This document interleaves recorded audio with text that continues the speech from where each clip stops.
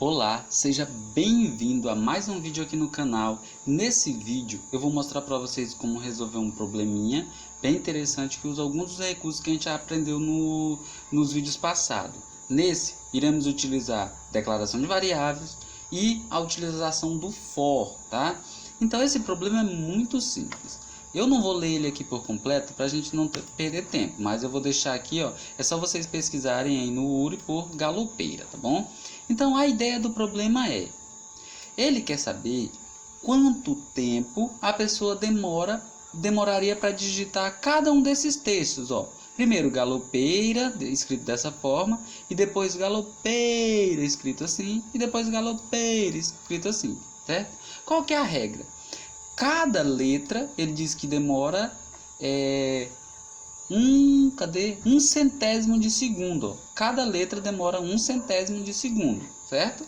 Deixa eu até anotar essa informação aqui, ó, 0.01, certo? Então, cada letra demora 0.01 segundo, certo? Ou que é um centésimo. Então, cada letra demora isso. Então, basta eu saber quantas letras tem. Tem diversas formas de você descobrir a quantidade de letras, tá? Nós vamos fazer da maneira mais fácil, tá bom? Que é usando já o recurso pronto. Essa parte, porque a gente vai ver alguns detalhes, ó.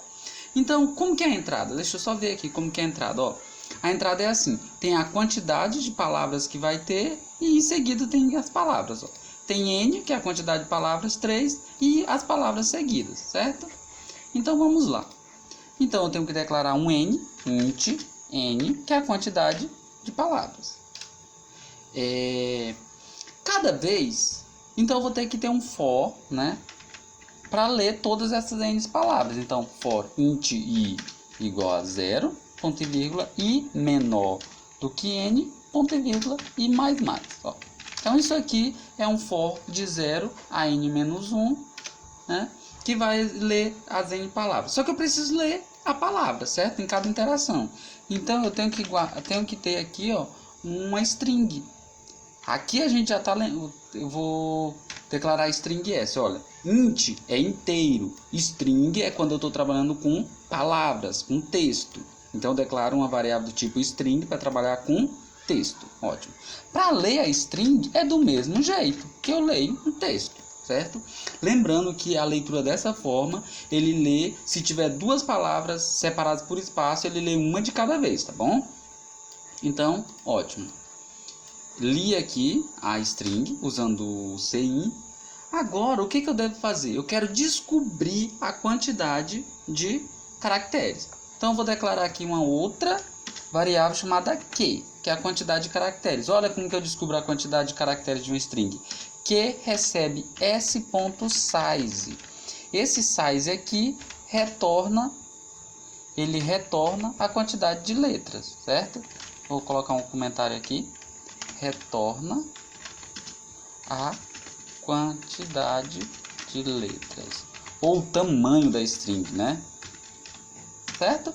Então, sei a quantidade de string, basta eu pegar isso daqui e multiplicar por aquele valor que ele deu lá, né? Que é 0.01. Que é, no caso, ó, eu posso fazer de duas formas, né? Um centésimo é dividido por 100, ou divido por 100, ou eu multiplico por 0.01.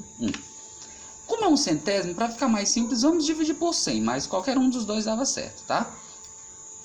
Então, eu vou declarar uma outra variável aqui, mas para guardar valores com vírgula, eu tenho que ter ou float ou double, tá? Então, eu vou declarar aqui um float, certo? Float é para guardar valores com vírgula. Então, porque o resultado vai ser com vírgula. Olha aqui, ó, no problema. Certo? 0.9 e tal. Então, float R de resultado, certo?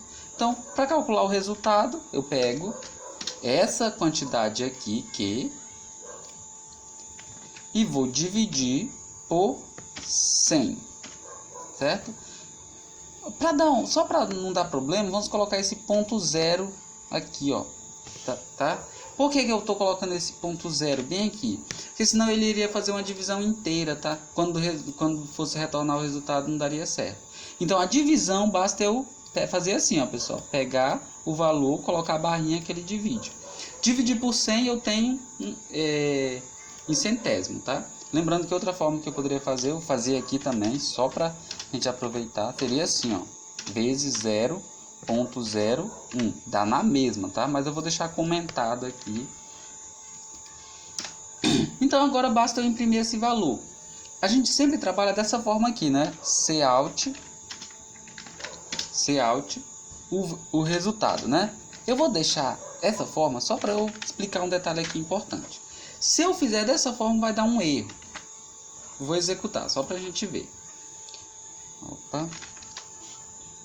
Então vou executar aqui. Compilar G++ p03.cpp -o p03.exe. Ótimo, p03.exe. Para testar, por enquanto, eu posso só copiar esse resultado aqui, né? E colar aqui dentro. Opa, olha, no primeiro caso ele deu 0.01, depois 0.09. Aqui deu um erro. Deixa eu ver, olha, ele deu 3 valores. Vamos dizer aqui por que deu errado. Eu esqueci de ler a quantidade, né? Eu esqueci de ler o N aqui, ó. Sem N, né? Eu li a string aqui, mas eu tinha esquecido de ler o N. Se eu não ler o N, como que eu vou saber onde que eu paro o meu for, né? Então, deixa eu só executar de novo aqui. Lembrando, para fechar é Ctrl C. Aperto Ctrl C. Ele para. Aí eu vou compilar de novo aqui. Executar de novo. Vou copiar. E vou vir aqui colar. Agora sim, ó. 0.09 e tal. Olha aqui o problema. Deu certo, né? 0.09. Mas aqui, ó, deu 0.01. Se eu enviar essa solução, eu vou enviar para vocês verem, ele não aceita, porque ele queria com essa formatação bem aqui, ó. Vou enviar essa solução para a gente ver.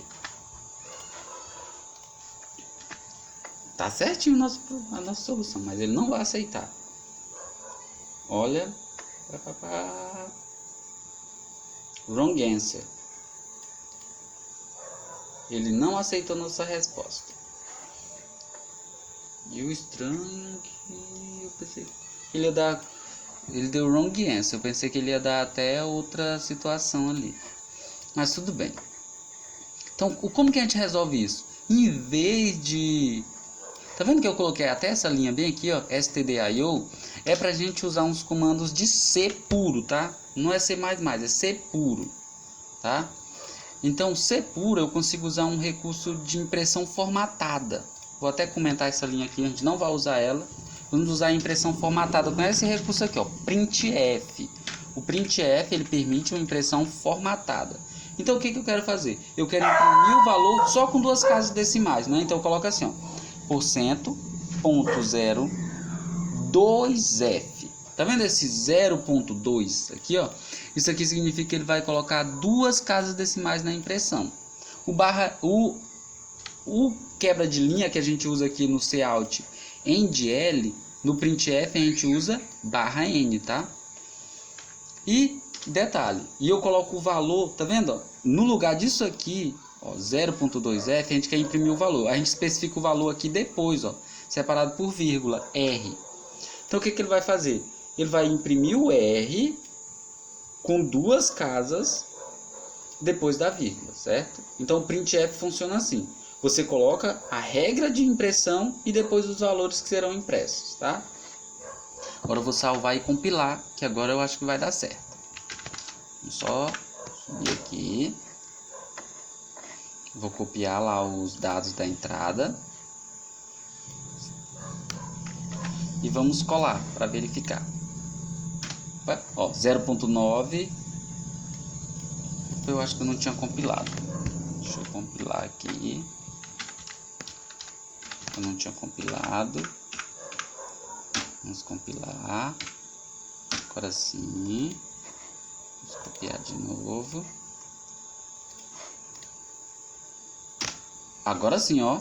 0.10, tá vendo? Então, ali com o printf, a gente consegue forçar essa quantidade de casas após a vírgula. Com o cout dá para fazer isso? Dá, só que fica bem mais complicado, bem mais difícil. Então eu aconselho vocês usarem o printf. Tem dois, tem o printf, que é para imprimir, e o scanf, que é para ler. Tem muitas coisas que se tornam muito mais fácil a gente fazer usando o printf e o scanf. Então agora eu vou enviar novamente para ver o que vai dar.